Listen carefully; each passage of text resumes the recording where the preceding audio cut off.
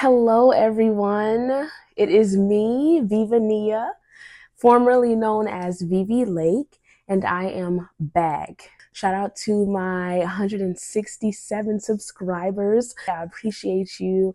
I appreciate you still subscribing, even in my sporadic posting. I've been going through a major transition and rebrand by God. So sometimes I have to go silent. There's not much that I can say.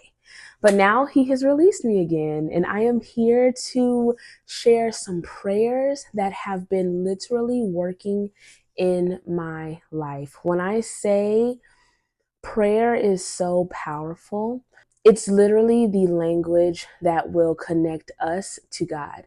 A couple things that I really need to emphasize, because this is going to be a series. I will be posting a different prayer every single day for a different aspect of your life, and I encourage you to say this prayer.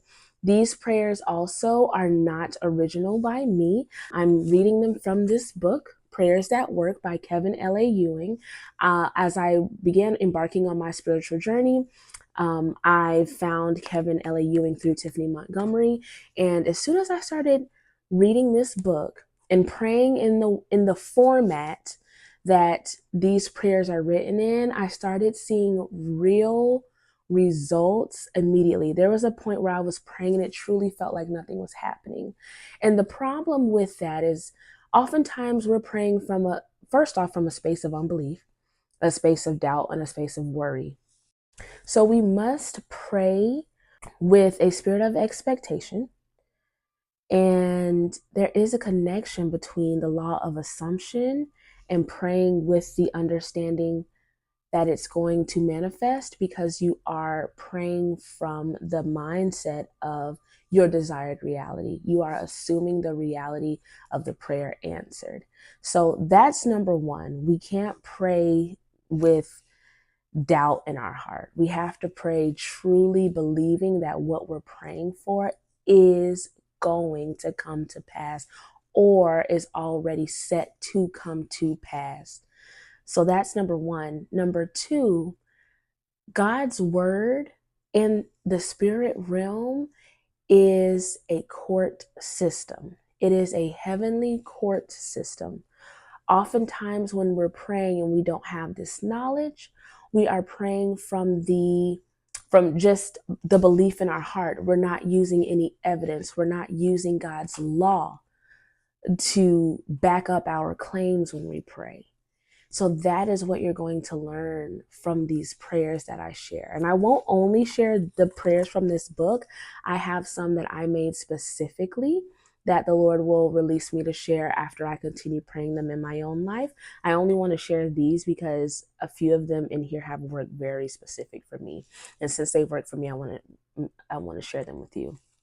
Also, if you want the book, I will put the link to this book in the description, and just go to Amazon and purchase it. I just hope that this is going to bring some awareness to you, and it's going to enlighten you as you continue on your spiritual journey. So yeah, I mean, when we pray, we have to pray believing. We have to assume the desired state that we're looking for. And we also have to pray using the word. You cannot pray aimlessly. If you are saying, God, heal me, or that you will be healed, then you need to quote his scripture. God, according to Isaiah 54:17, you said that no weapon formed against me will prosper. This is how we pray. You understand? So I'm going to go ahead and start reading these prayers, and we'll go from there. And I pray that this blesses your life. This series blesses your life just as much as it's blessed mine. You can repeat after me, or you can write the prayer down. I will have captions on all of the videos, and I will also put the prayer in the description. Prayer for salvation. Dear God, I believe that you sent your only begotten Son, Jesus Christ, to die on the cross so that by believing in him, I can be forgiven of my sins and be redeemed because his innocent blood was shed for me. I believe that it is only through his death on the cross and resurrection that I can be made right with you. I confess, Lord, that I am a sinner and in need of a Savior. I believe that Jesus Christ was the sinless sacrifice that died to pay the price for my sins. And I believe that he is the only person who is qualified to die for me. For he alone lived a sinless life and died as an innocent victim. Thank you for loving me enough to send your only begotten, sinless Son to become a man so that he could offer himself as the perfect Lamb of God who takes away the sins of the world. Thank you for loving me and dying for me.